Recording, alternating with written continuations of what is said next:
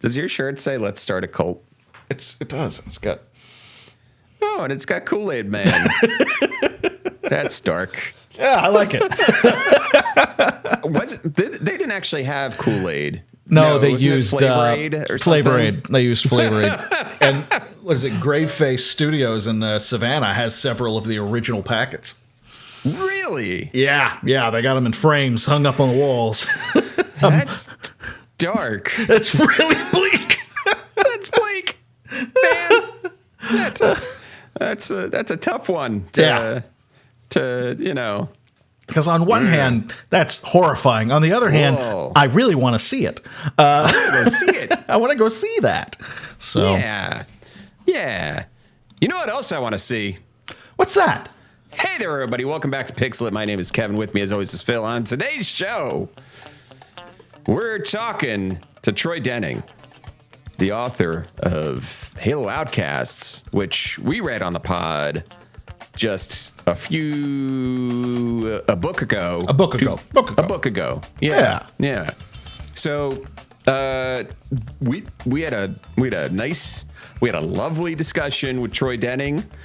We talked about his inspirations, how he does his process, and he gives some pretty good advice at the end of the call. So And we even managed to squeeze in Baldur's Gate 3 somehow. We even managed to talk a little bit about Baldur's Gate 3, and which is fine. I mean, listen, he's a guy who wrote Forgotten Realms books. Yeah, he worked for TSR. He developed the world. I think we're allowed. It's fine. We're allowed. It's to fine. Talk to one of the Forgotten Realms daddies. The daddies of Forgotten Realms.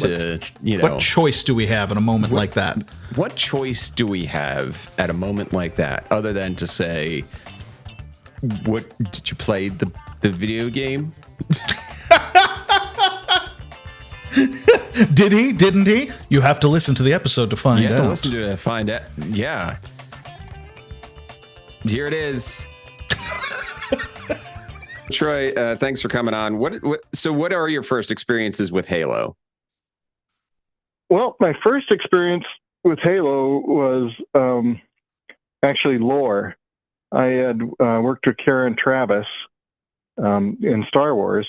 Oh, okay. And so when I saw that she'd done some Halo books, I decided to pick them up and see what she was doing, and picked it up. I picked up the first one, and I thought that was pretty good. And then I picked up the second one. I thought that was pretty good. And then I picked up, a third one, and then I started picking up other people's books. And so I was just enjoying becoming a reader.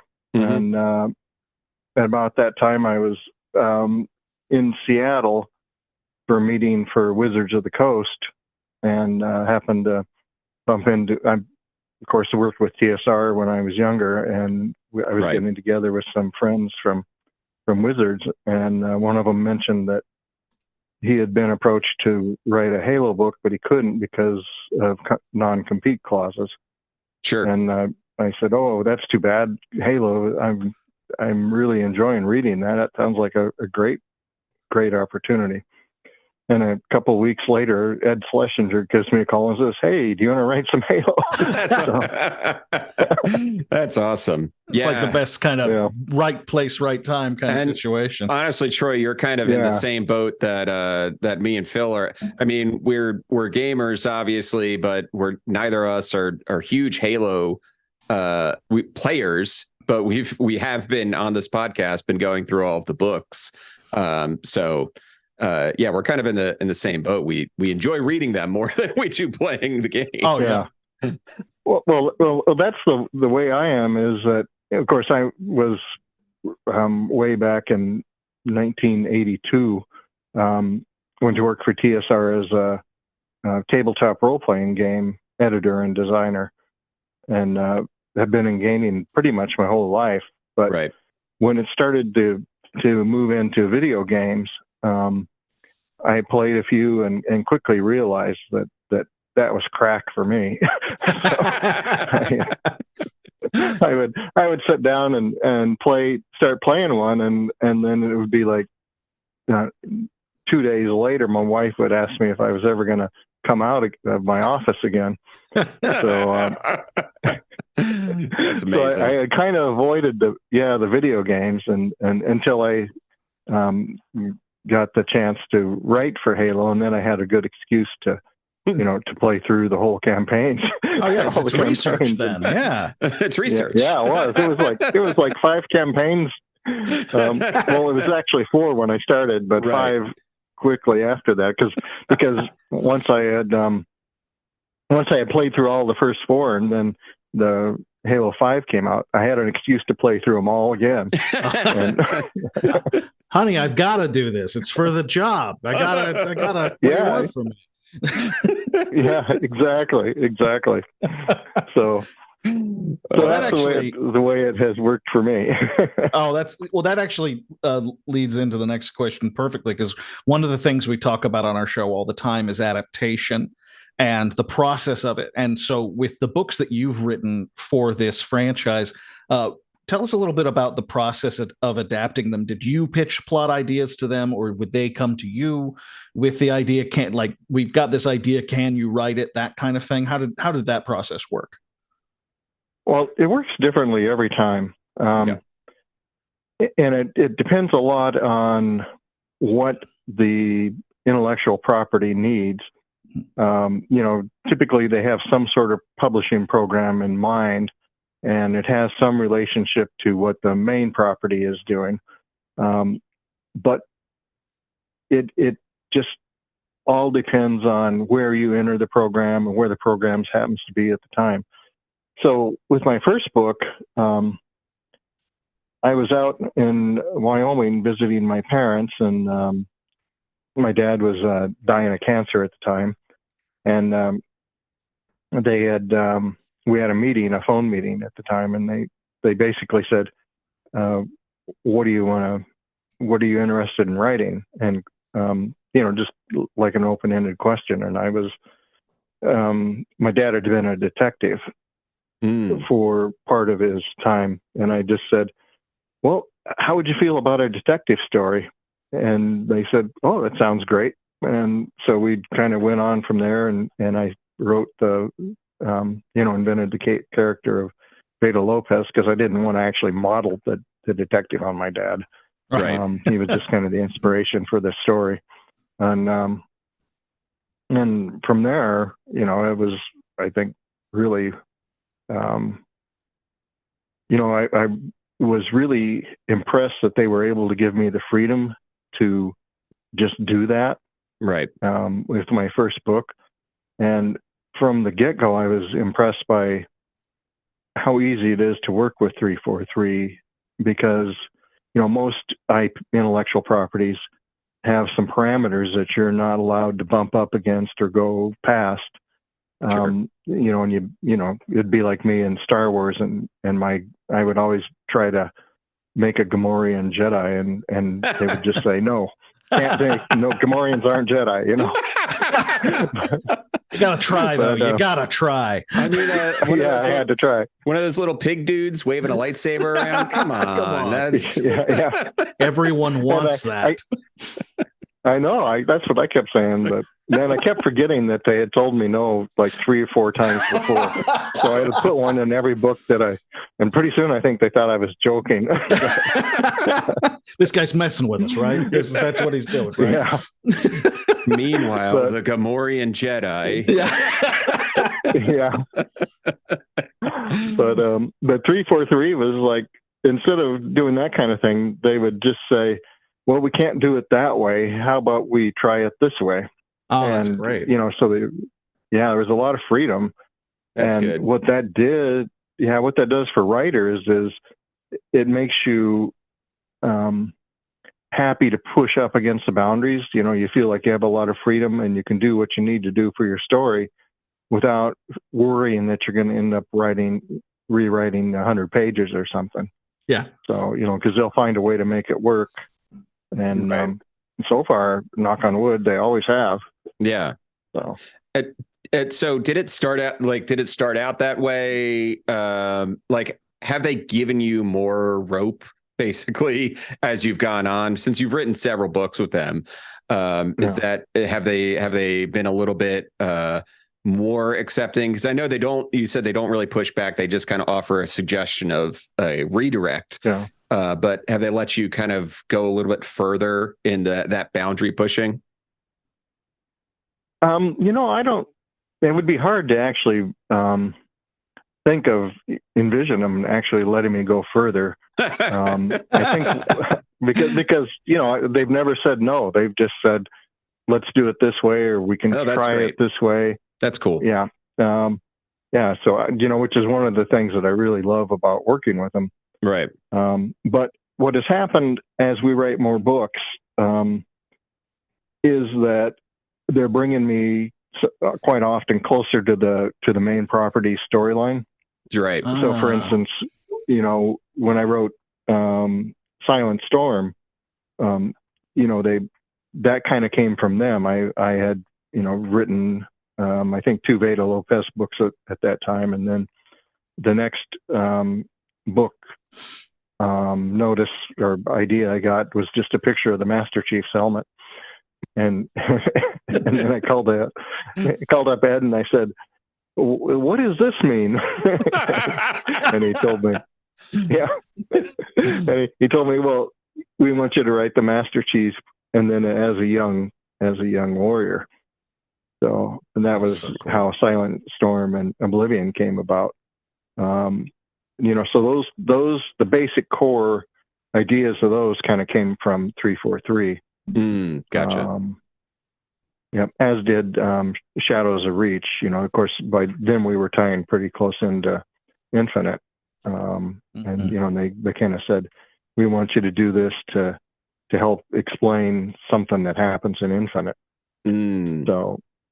So I got to get a little bit of insight into where Infinite was going before it got there, which was kind of fun. Oh, yeah, that's really cool. I mean, we read Rubicon Protocol last year, which Kelly Gay wrote, which was basically the entire prequel to Infinite. We didn't get a chance to interview her. We had a scheduling conflict, but yeah, that's fascinating to see where they kind of step in and guide a little bit closer. I guess anytime you're talking about something like Reach, which is basically the kind of one of the core things of the entire Halo property, they're going to be a little bit more careful. Now, and it's funny is that sometimes one thing leads into another. For instance, when I wrote Shadows of Reach, I put in that little Easter egg about the ferrets, and all of a sudden everybody just said, "Okay, we're going back to the Ark," with the ferrets. So that was just following the story where it led. Which is another thing I love about 343 is that they they're obviously working to support the main property whenever they can, right? But they also have the ability and are quick enough on their feet to follow the stories where the stories lead, right? Which has been a lot of fun. It's always really heartening to hear those kinds of stories about the owners of those intellectual properties and their ability to let their artists have fun with it, because that's where the best stuff comes from. Just letting, obviously keeping you in the lanes a little bit, but wanting you to have fun. Like you said, you're not afraid to try something, which that's fantastic. Well, and you've worked on a ton of franchises, many of which Kevin and I are huge fans of. So I had to ask this question: what is a franchise that you'd most like to work with? And it can be, again, like something you'd like to go back to and revisit, or for the first time, or whatever. Because you've worked with some of the greats. So are there still some on your bucket list?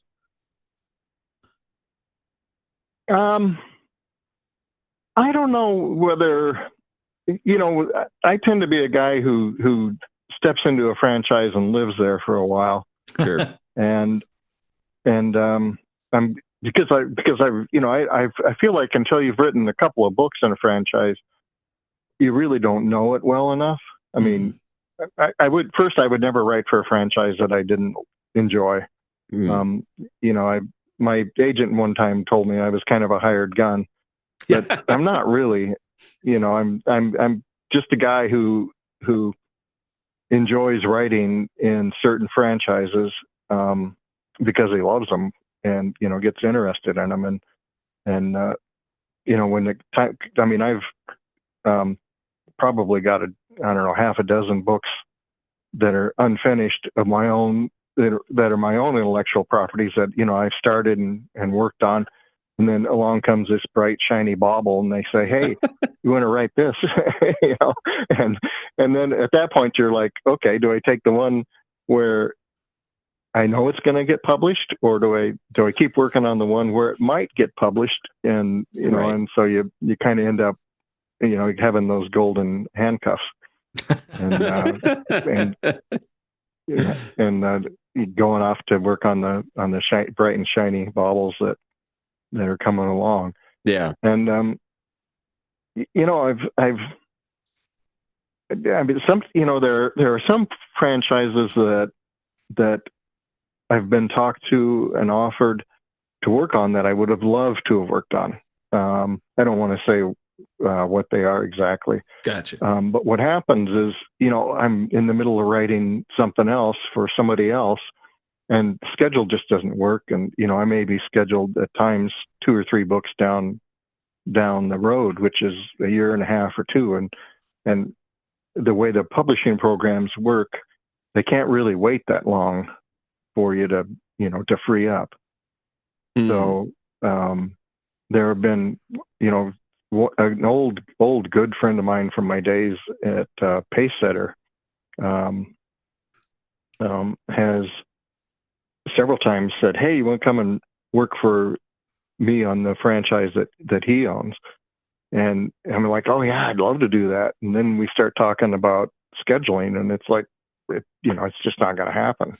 Mm-hmm. So, right. And now, now I'm kind of late in my career, and I'm not sure whether when and if I'm done with Halo, which I don't really see happening soon, that I'm going to want to move on and invest in another new franchise. Sure. Yeah. So I'm not sure whether where I'm going to go from here. I mean, after I'm done with Halo, I will probably just consider that I have the freedom to write for myself, and ignore the bright shiny baubles that come along. And just for once say, I'm going to work on my own bauble. Right. Yeah. Make a bauble that other people get attracted to and want to write for. Well, yeah, because I've got, I don't know, probably 3 of them that I'm just dying to write. Sure. And it's just a matter of saying, okay, I'm not going to get pulled away by something else now. I'm just going to work on that. So this is just an aside. I was just thinking about this, that you wrote a lot of books that were set in the Forgotten Realms setting for D&D. It's actually been kind of a big year for the Forgotten Realms setting with a movie and probably one of the biggest video games of the year coming out with the Dungeons and Dragons movie, Honor Among Thieves, and is it Baldur's Gate 3? Did you get to play with watch that the movie or play with the game at all? No, I have not actually watched the movie. Okay. Although I hear that it's very good. It's a lot of fun. Every time I sit down to watch movies and propose it to my wife, who also worked at TSR in those early days, she's like, "Oh, I don't know if I'm going to relive my youth again." So we haven't gone there yet. And That's totally as fair. I said, yeah, it is. I have to kind of respect that. I'll probably watch it. I'm not a big TV guy, so Sure. I don't watch a lot of TV when she's not around. Yeah. But I will probably make a point of watching it at some point when she's off, doing something else. Yeah. And Yeah. as I said, I'm kind of like, I know my limits when it comes to video games, so I haven't picked up the Baldur's Gate series. Yeah. Given what you've said, given what you said, it seems like it would be a bad idea because it took me 100 hours to play through it. So. Yeah. Well, I guarantee you, it would probably take me 200, and I would do them all in a row. I just wouldn't come out until I was done. Yeah, it inspires that kind of thing. So yeah, it's good to know that you've got that inside of you, because it took me about 60 hours and I was rushing. So yeah. Troy, who would you say, who or what would you say are your writing inspirations? Well, there are a ton. I think that it's fair to say that even though I write science fiction and fantasy, the people I model myself on most closely are thriller writers. Because I've studied their craft and taken apart their books, analyzed them, tried to understand what made me keep wanting to turn the page, because that's what my goal is when I write a book, is to keep the reader wanting to turn the page. Yeah. So, it's people like John Sanford, and when I say inspirations, I would say I study them more than inspired by them. We'll go to the inspiration in a minute. But John Sanford, Michael Connolly, Robert Ludlum. One of the people who I have both studied and been inspired by is William Goldman, who wrote, the Princess Bride, Marathon Man. Right. Just, the list of his hits is endless. And when I read him, I'm always astounded by how well he does two things. One, he uses voice and language just wonderfully, but he also just keeps you hooked. I mean, there's always something else you want to find out about what's going to happen next. And so I think he's pretty much my epitome of a writer, in that he just, he has the skill set, or he did, because I think he's no longer with us. He passed away a few years ago. Yeah.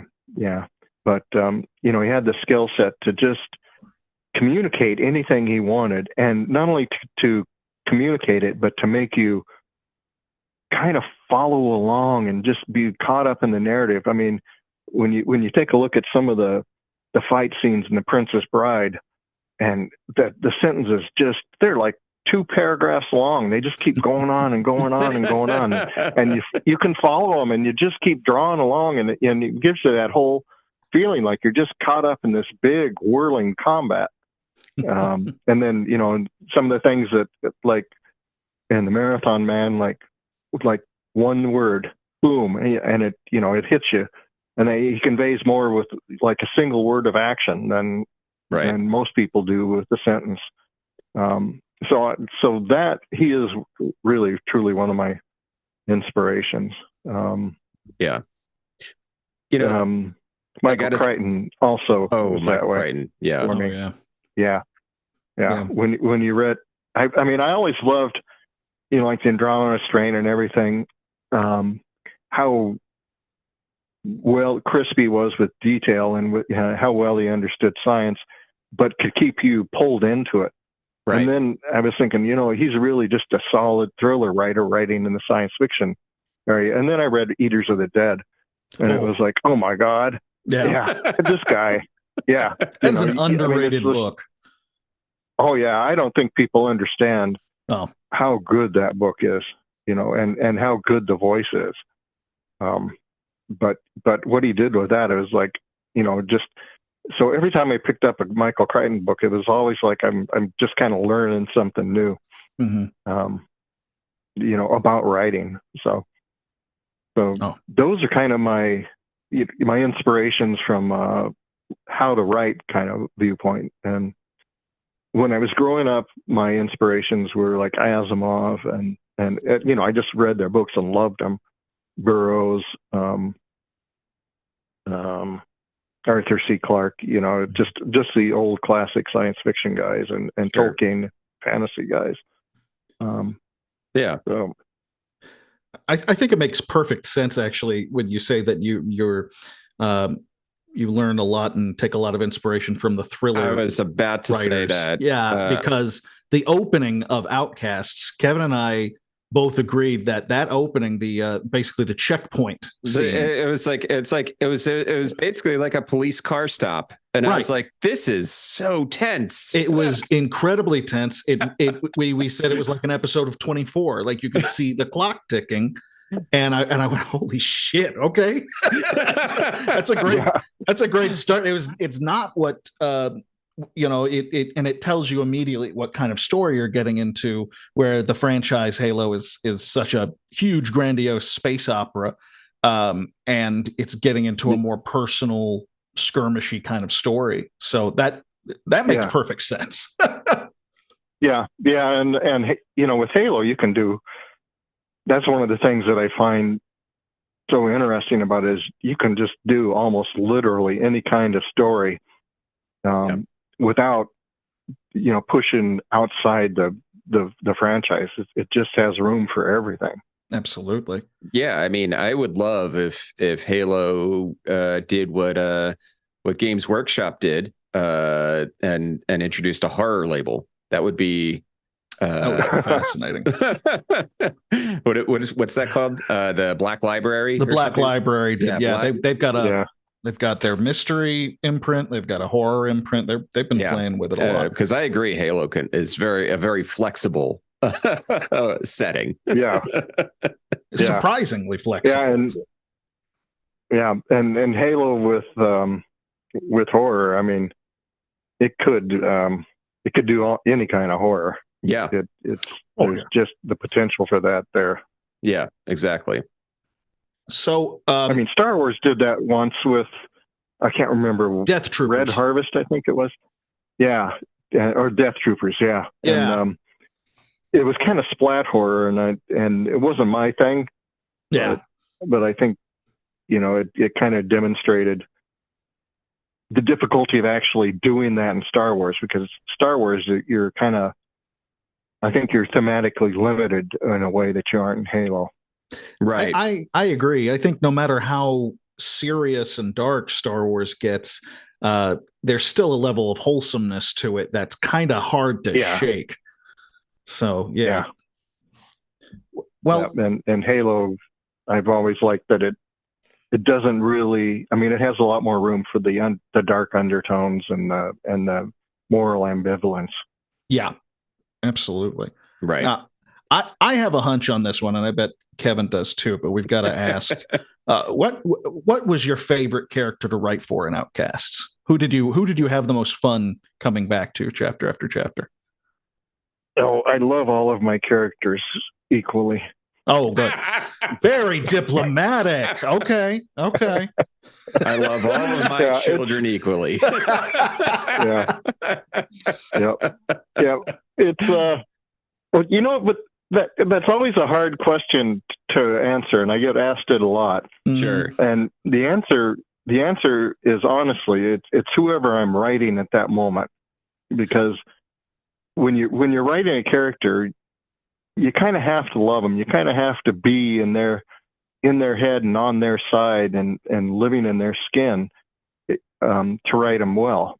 Mm-hmm. I mean, people talk about writing villains, and honestly, I try never to write a villain. I try to make each character a hero in his own head, and he may be willing to do things that other characters aren't, and cross lines that nobody else would, but he's doing it for what he considers, or she, to be a good reason. Mm-hmm. And so even when I'm writing, the dark side of the characters, the ones that the readers are going to hate, I'm in love with them when I'm writing them, and I try very hard to be that way. So that's fantastic. Yeah. I mean, there's some of the characters. I mean, one of the characters I had the most fun writing in this case was Rosa Fuertes. And she only appears in a couple of scenes, but it was just the opportunity to go back to Oblivion and show what happened to her and the Outcasts. Right. That I enjoyed. Yeah. Vale I enjoyed a lot because she, she was. I think everybody else who's written her has written her on a little bit of a more good Spartan level. Mm-hmm. Sure. And I kind of enjoyed, getting in there and playing with who she was when she was younger. Right. And having that come back and interfere and cause her problems now. Yeah. Yeah. I love the fact that she can't stand that Keeley keeps calling her by the nickname that she called her when she was when she was a kid. Yeah. It's just a great little Keeley detail. was a lot of fun to write. Yeah. Oh, yeah. The interaction between Keeley and Olympia, that was a blast, honestly. Yeah. Yeah. And the interaction between the Arbiter and Petrov was fun too. Yeah, the tension between them there's always just that air of of tension. Mm-hmm. Probably my favorite scene in the entire book though is it's a really short scene towards the end, and it's probably one of the darkest send-offs to a character that I've read on this show is when all the power is out and the World Master and the other guy are just sitting in the dark. It was just the weight of everything that they have done, like crashing down on them at the very end was I love that chapter. It was very well written. Yeah, it was it was one of those chapters that wasn't there originally. Sure. And I can't remember whether it was Ed from Gallery or somebody from 343 who suggested, I think we needed to see what happened to the two Sangheili people who were left behind. Mm-hmm. And and it was like, oh yeah, what happened to what happened to Nizat and Tam, and I was like, I thought, at first I thought they're right.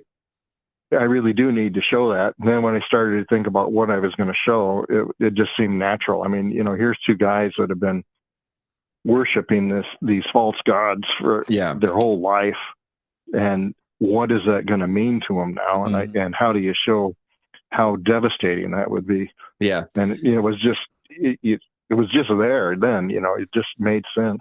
It felt very much like, and I think I might have said this at the time, it felt very much like the end of The Thing. It felt like Kurt Russell and Keith David. Yeah. Just sitting at each other, sitting in a bombed out camp, staring at each other. That was a great moment. So, Troy, what's... Yeah, I would agree that that's one of my favorite scenes too. Yeah, I mean, it's so sad, it's hard, it's sad, it's heartbreaking, it's dark, it's got and it's very tight. It's a very short scene, but it really hits you in the gut. Yeah. So, Troy, what's your favorite? So, if you had to pick a Halo book that you didn't write, but you've read, what's your favorite one? Well, I haven't read it yet, but from everything I'm hearing, Epitaph is going to be the one. All right. Yeah. Yeah, I just keep hearing people say, great things about it. So I'm looking forward to getting my grubby little hands on a copy. Well, That's I Kelly. don't want to get into it too soon because I think it's probably not in its fully polished version yet. But They sure. pushed it but back. as soon I as it think. is, I'm gonna. Yeah. Pardon me. Yeah. I think it was supposed to come out this year, but they pushed it back or something like that. February that probably 2024 had to, now. Yeah. Yeah, that probably had to do with my surgery because of everything getting pushed back, and Outcasts got pushed back like nearly a year because of my surgery. So got it. So that I don't know. I'm not sure whether they would have tried to slip it in ahead of time or not, but that may have had something to do with it, or maybe there was just some other thing going on. Well, but I'm looking forward to seeing that one. And it's being written by friend of the pod, Kelly Gay. Yep. Yep. Like we need any more excuse to read more of her work. She's great. Yeah, she's good. I enjoy reading her stuff an awful lot. I think, I think other than, I don't know, it's hard to say who would be my favorite other Halo writer or other favorite Halo story. Yeah. I have to give Greg Bear credit where credit is due, because the Forerunner trilogy, that is run through several of my books and given them kind of the bones that they stand on. So, yeah. And obviously hate Outcasts, but also Retribution. There was a lot of the scenes in Retribution that wouldn't have been what they were if I hadn't been rereading the Forerunner trilogy. So. Right. Yeah, it makes sense to me.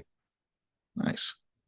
Okay, well, we're wrapping up here, Troy. But we do have one more question for you, and this is the question that is important to us because we veil it in terms of like advice for up and coming writers, but because we're both writers, this is mostly for us. But and you got any advice for up and coming writers who are looking to make it into the for hire business or something like that? To reframe it is, do you have any advice for overweight middle-aged writers? Yeah. Well, I guess my advice, I have two categories of advice. Mm-hmm. One category for writers in general, and then another category for writers for hire. But I always start with the writers in general, and I think that the most succinct way to put that is to never forget who you're writing for. Mm-hmm. And everybody thinks, because most people are trying to get past that publisher, get into a New York house, getting an editor to buy their stuff or to get an agent and stuff. So everybody always thinks that they're writing for the agent or they're writing for the editor, but you're really writing for the reader. Because that's if you make a sale, you get an agent, you have to make the sale. You make the sale, you won't make a second one unless the readers love you. So you always have to remember that it's the reader that you're trying to please. And if you're not a reader yourself, then you have no business writing. It's just that simple. So really, it comes down to write for yourself, write something that you would love to read, and do everything you can to make that happen. And one of the things that I see very often, because I get asked to read a lot of material by young writers, and I will never. I first of all, I categorically don't read anything that hasn't been published before. But occasionally, people will ask me to read, their self-published stuff or something. And what I've seen sometimes when I do that is that they haven't really paid their dues. They haven't put the time in and learned the process and learned what the mechanics and developed a theory, a story. And so I think that that's something that you need to do to be successful in the long term. Everybody has a first book in them, and most people will sit down and they can write that first book, and it practically writes itself. I mean, it just kind of spills out because you've been thinking about it and dreaming about it your whole life. And if that first book hits, great, then you're set and you're on your way. But if it doesn't, you're either done because nobody has that kind of enthusiasm, that kind of energy welling up inside them for their second book, because it's a hard process. I mean, you guys know how hard it is, right? Oh, yeah. And finishing one novel alone is difficult enough. If you're going to finish 2 or 3 or 10, you have to start to develop a theory of story. And that just means that you have to understand what makes a story enjoyable for you so that you can write the story and have it be enjoyable for the people who read the same thing you do. Yeah. That's great. Yeah. That's terrific advice. Yeah. Yeah. And then for writers for hire, the thing you have to remember is that nobody is going to hire a writer who hasn't published a novel previously on a deadline for another house, because when somebody invests in hiring a writer to do something for them on contract for another IP, you have to remember that they've already invested a lot of money in licensing the product and in preparing, getting their publishing program up and running and deciding what they want to do. So when they hire you to do that, they're investing in you to help them with this project. They're not going to do that unless they have confidence that you can produce something good in a timely manner. Right. And so being able to do that and being able to show that you can do that is the first step to becoming a media tie-in writer, which is what I do. Right. Yeah, that's great. Yeah. Yeah. Well, Troy, thank you so much for spending some time with us, answering a few questions. It's really been a blast. Yep, it's been fun talking with you guys too. I'll look forward to seeing it on the podcast, and give me a heads up on my social media, and I'll be sure to share it. We'll We we'll definitely let you know. All right. Thanks, Troy. Thank you, Troy. All right. Thank you, guys. Have a good day. Care. You too. Bye-bye. Bye-bye. You too. Bye. Well, that was an awesome interview. And we're back now. This is after the interview. Before the interview, when we recorded, that was before the interview. That was earlier. We didn't record the intro after. I just guessed at what he was going to say about the good advice. I don't do retakes, so I just kind of roll with whatever comes out of my mouth. That's what we're doing. That's what happens next. Yeah. So, Phil, now that we are after the interview, lovely man, Mr. Troy Denning. Oh, so why are all these writers so nice? All the writers that we have interviewed are so dang nice. We just want a mean writer. We just want our, we want a Harlan Ellison to roll up on this pod. Put us in our place. Really break our spirits. Daddy. Come on. We're sick of being daddy to all of our young viewers. We gotta have someone put us in our place. Put us in our place.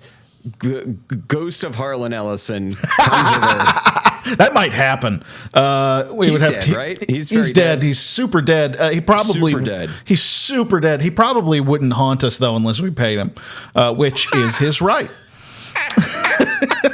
Hey, listen, no free work, baby. No free work. I'm not haunting you for free. Fuck you. Fuck you. That haunt is going to be 50 cents a word. Yeah. Rest in peace, you grumpy old bastard. Oh boy. So Phil, that really only leads to one question. Ooh, what are you playing? Oh, what am I playing? Well, I finished 2 games since we spoke last. Yes, I finished up. I went ahead and finished up Blasphemous 2, and you know, my initial feelings about it stand. It is still a super fun game. That whole thing is beautifully done. The music rules. It feels good to play. That's all pretty cool. But I feel like it just doesn't have quite the spark of the original. You were right there. The bosses remained, for the most part, largely non-monstrous. The end boss had a pretty kick-ass design, I have to say. Sure. And there were a couple other ones in there, but it was mostly, it felt like more of a personal journey with the character. Less big, horrible. You know, it just didn't. I don't believe in an afterlife, and the first Blasphemous game made me think I'm going to hell for even taking part in this. The first Blasphemous felt blasphemous. Yeah, it was intensely blasphemous, and this one softens it up a little bit. It's a little easier right up until one of the very final bosses, who I was about to pull my hair out. It was driving me crazy. The first penitent. Yeah. His second phase. His second phase. I have. I haven't beaten the game yet because after losing to his second phase, like I got to the point where I could no hit his first phase. Like, his first phase is a joke. His first phase is nothing. I can get through this first phase easy peasy. I don't use any flasks. I don't get hit at all. I get to the second phase and he just it's like a samurai movie, and suddenly he's on the other side of me and my head is falling off. It is that. I will say I don't know what your process has been, but the advice that I would give you and anyone else who hasn't beaten him yet, you don't even bother trying to fight him unless you have finished the Cursed Letter quest line.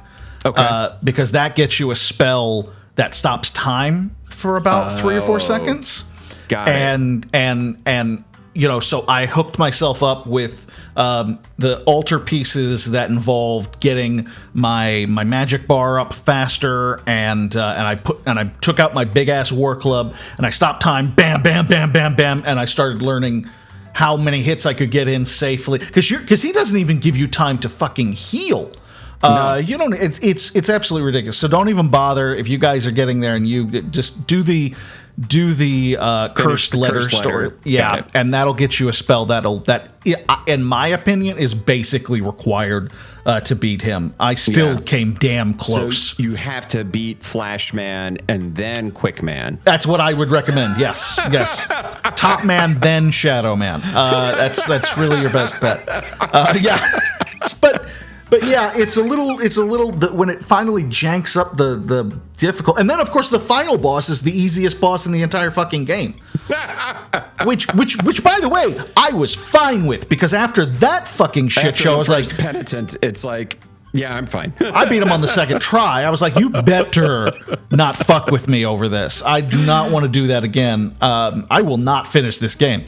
But yeah, and also whoever implemented non-skippable cutscenes before a boss, no matter how short they are, whoever's idea, especially in a game where you die a lot, can go drown. As far as I'm concerned, that is so unnecessary. It's like, they've got a lot of cool purple pros to give you, and they do shorten it after the first time, but it's still like 6 or 7 seconds. That was my what I was really getting annoyed with the first penitent. It was like, I should be able to just walk in and the fight starts. I don't need need him to get up and say something.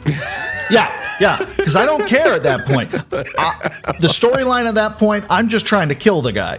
And I don't need to be reminded over it. And excuse me, what's my motivation? Right, I'm the penitent one. My motivation is to murder these things. Yeah, it made me want to kill him that much faster, I will say, which fucked me up, because that's my problem. That's why I can't play difficult button mashy games like that because I get frustrated and I stop and I lose all sense of strategy and timing and I can't. I become Aaron Hansen and just like start screaming and I'm not that guy.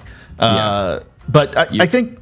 Yeah. You're not the boy who wins. I'm not the boy who wins. Exactly. And I'm the video game boy.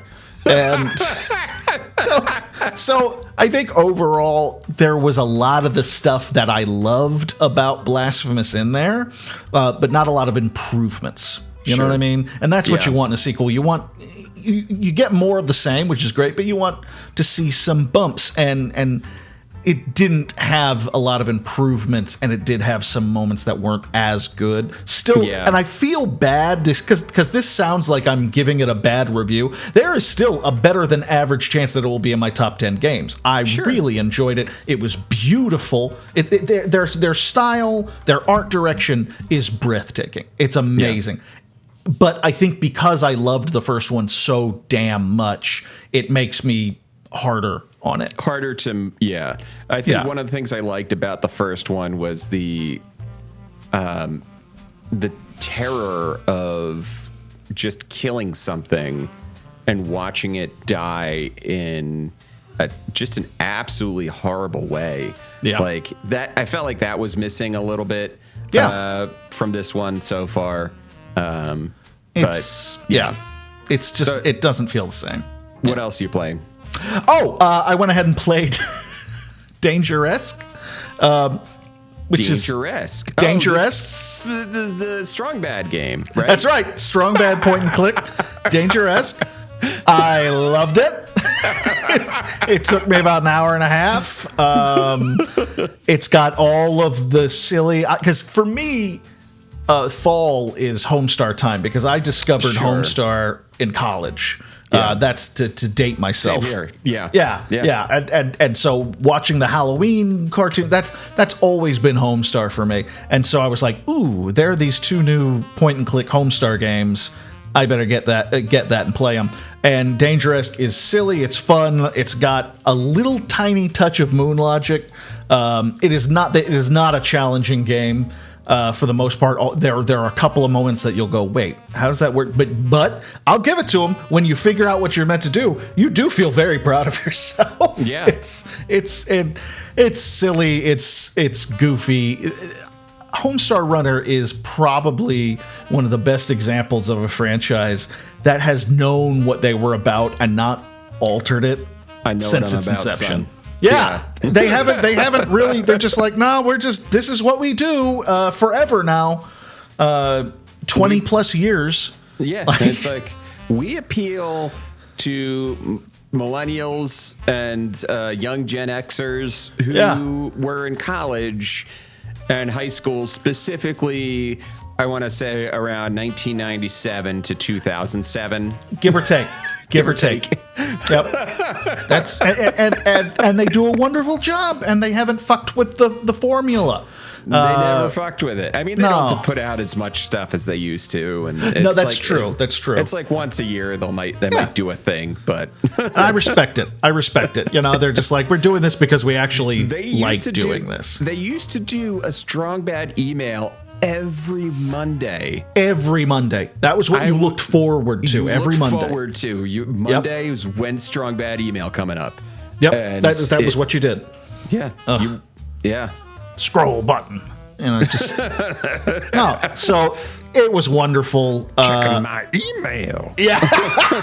It's great. It's great. And it's got little Easter eggs in there. And if you like Homestar Runner and Strong Bad and all that stuff, it's a no-brainer. It's really easy to and then there's another one I promised Emily we're going to play that one together, where it's a Homestar Runner Halloween trick-or-treat costume point and click, and I was like, yeah, we're playing that together. That's all there is to it. That's all. And they made it with Adventure Game Maker or whatever. Like that's amazing. I love how scrappy these guys are. Like since using Mario Paint to make the earliest versions, they've always been like, I guess we could do something fancy, but fuck it, this is easier. And I love it. I love them for it. the Brothers Chaps are absolutely wonderful. So yeah, so Blasphemous 2, Danger-esque. What about you, Kevin? What have you played? Let's see. What have I been playing? We already talked about Blasphemous 2. I'm still kind of I'm stuck on the penultimate boss, I believe. Yeah. And I've been playing Starfield, which is certainly a game of this year that came out this year. Yes. It is a game in the year 2023. Yes, I stole that joke from Co-Carnage. Somebody on his stream asked him, "Is Starfield one of your games of the year?" And he said, "It's a game in the year." Yeah. Yeah. It's fine. It's fine. Okay, how do I put it? Go on. Yeah. 10 hours. So I've been playing for just about 20 hours on this save file, okay? I started playing the game and I was like, this is kind of lame. There's like nothing going on. Also, it continues Bethesda's problem of just having absolutely terrible introductions. Just the worst. Like, they forgot how to do it since Morrowind, right? Yeah. So, like, Morrowind was just like, you make your character and you're in the place and go do some stuff, right? Yep. And Fallout New Vegas was, you get shot from by Chandler, and now you wake up and you go do the stuff. But Fallout New Vegas, though, was not Bethesda. It was what's it?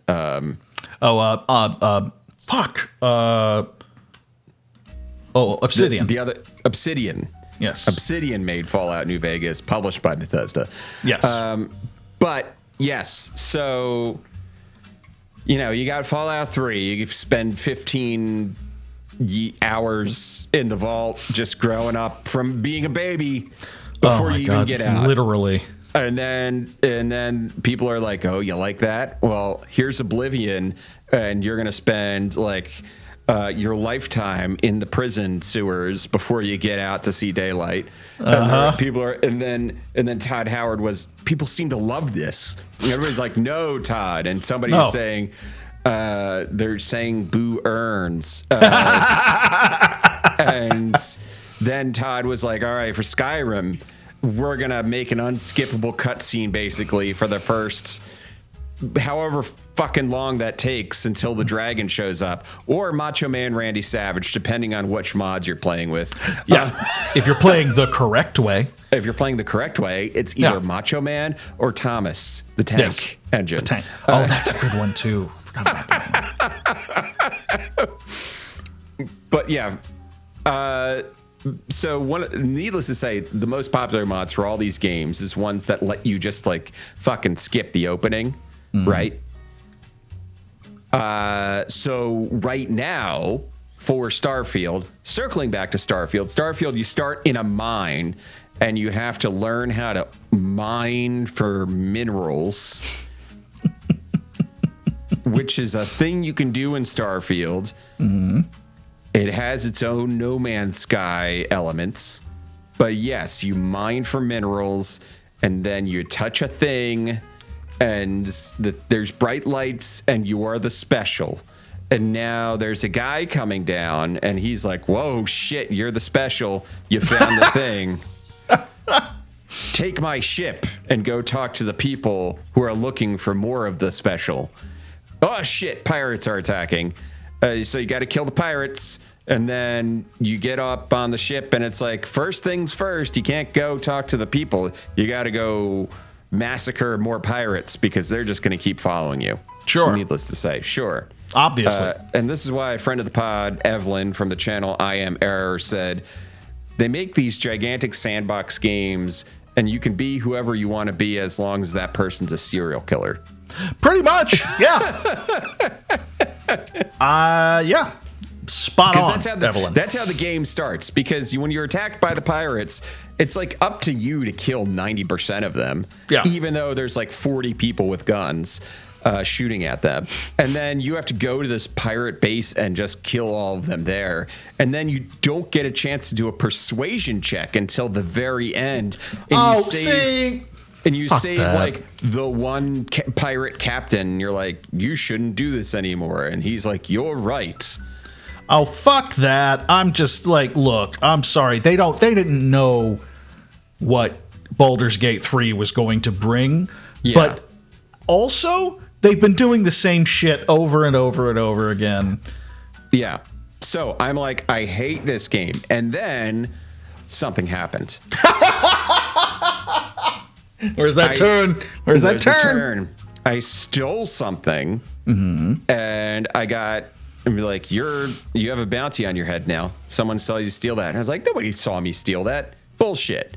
And I'm like walking around, and then some guard from so it's like the United Constellations or whatever from UC SysDef, which is their like Navy or whatever, comes up to me and says, "You're under arrest. Actually, you got to come with us." And you're like, "Can I just pay the fine?" And he's like, "Nah, not this time." And I'm like, okay. That's weird. All right, so I'm under arrest, and I get brought into an interrogation room. Instead of like being taken to prison, which is the normal thing, is you can go to prison or pay a fine or whatever. Sure. I'm brought into an interrogation room, and this commander is like, all right, well, you seem to be like pretty much a nobody. We want you to hire you to be a undercover agent to find dirt on the Crimson Fleet, which is the pirates that terrorize the stars. And that kicks off a 10-hour side quest where you have to be an undercover cop. You have to do a Departed. There's a level where you are being an undercover cop in this pirate organization, and then you, as a pirate, you have to break into a UC SysDef base with the blessing of your handler from UC SysDef. Oh no! But nobody knows that you're that. Like, they tell you you'll be disavowed if you get caught, and it's like, it's basically The Departed. And I was like, this game fucking rocks. And I played that, and I was in my head the whole time. I'm like, I'm not a cop. Maybe not. Maybe fuck yourself. Maybe go fuck yourself. So I played through that entire quest 10 hours later, finished the quest. There's an ultimate battle, space battle between SysDef and the Crimson Fleet, and I personally arrest the captain of the Crimson Fleet. And then I leave, and I'm back in the main quest, and I'm like, oh.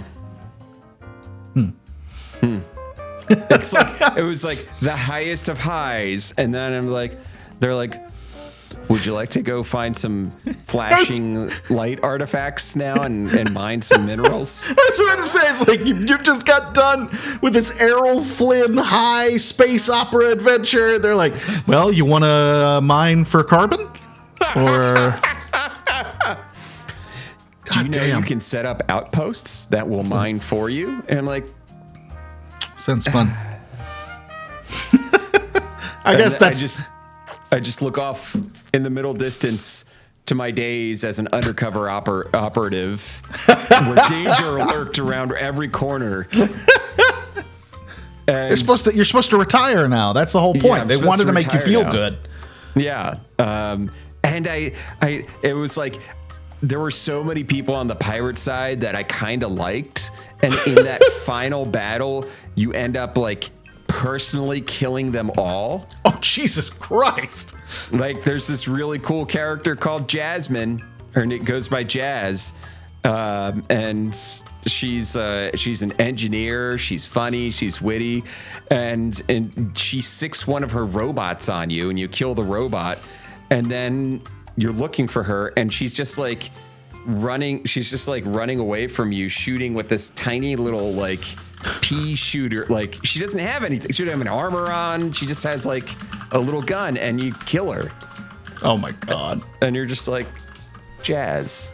It's just no That's the thing. It goes back to what I was talking about before. For this, not even the game itself, but for a publisher that prides itself on personal choice and hugeness and scope. Like that level of not really having many options is nuts to me. Yeah. And so that's why Baldur's Gate 3, for example, in a world where Baldur's Gate 3 exists, Starfield is a little bit, you can kind of tell its age in terms of a style. There's just some things that are not necessarily thought out totally. I would be happy with less stuff in the game and just more thought out interactions rather than look at all this stuff. But you have to I would love to do a playthrough of Starfield where I wasn't forced to kill people. Right.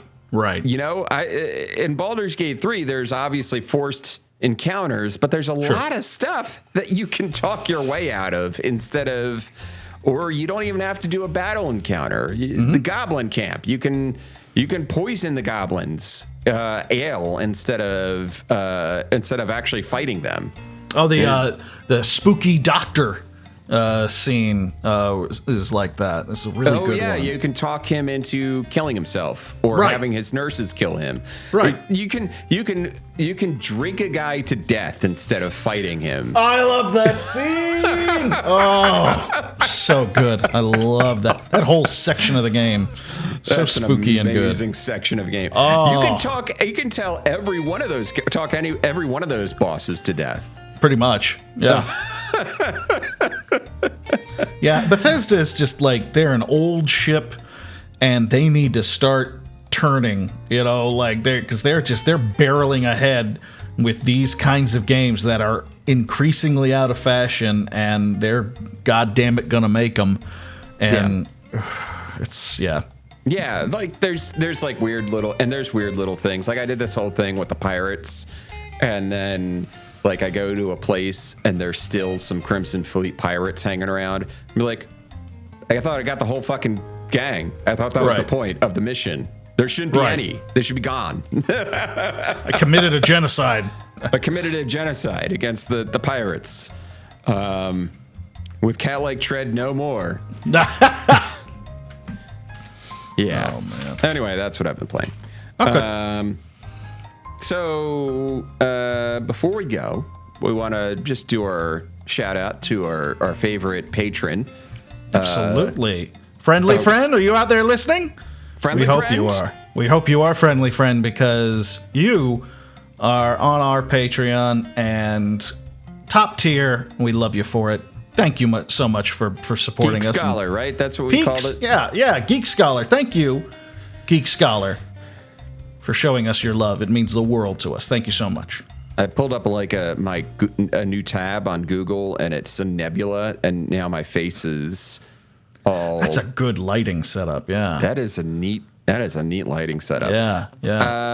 But if you want to join Friendly Friend in these shout-outs, you can go over to patreon.com/pixelatpod, where we have 3 tiers available to you. $1, $1, $5, $5, and 10 Dolores. Yes. Yeah. Dolores. That's Spanish, right? 10 sadness. 10 sadness. And in this stage of late stage capitalism, is there anything more Dolores than money? Please give it to us. The more money you give to us is the less sad you'll be in the long run. The less sad you'll be, the less sad we'll be. No, that's too dark. I gotta go back to Nebula. There we go. Yeah, Nebula. Nebula. Yeah. And Nebula, if you're listening, we'll join your platform. Hell yeah, we will. So yeah, or you can follow us for free on Patreon. You can also go to our website, patreon.com, pixelit.com, pixelatpod.com. I'll get it right Don't One you of these look days. at me. One of these days. Pixelatpod.com. Go to our website. Yeah, you can join our Discord where you can actually talk to us. You can get in there and talk to us, or you can join our newsletter where you get access to early episodes. And finally, if you're more social media inclined, go ahead and follow us on Blue Sky, on Twitter, on Instagram, Yes. on Threads. Yes. Are you still posting on Threads? No. Not really. No, I'm not gonna. Yeah. I think we're done with Threads. Don't bother with Threads. At Pixelit Pod on all those websites. Just search it and you should bring us up. Twitter is called X now. I fucking forgot about that. It's so stupid. It's like HBO Max trying to be Max. I'm not. You're always going to be HBO to me. You're always going to be Twitter to me. You're always going to be Twitter to me. That's How is a power guy of with brand. so many children such a virgin? I don't. X. Oh, go fuck yourself. What is He it? is the most divorced virgin dad of Every all time. day for Muskox is 2003. We're Gears of War is still making all kinds of new games, and X still gonna give it to you. Still going to give it to you. Still gonna give it to you. Pour one out for Oh, DMX. God damn, if he was alive today, oh, he'd be pissed. He would be pissed. Yeah, and it's his right. As would be his right. That'll do it for tonight's episode, though. Have a good night. Bye. It's a good episode. Hell yeah! I'm so glad he managed to get on. I'm. That worked out. That worked out good. Yeah. All right, brother.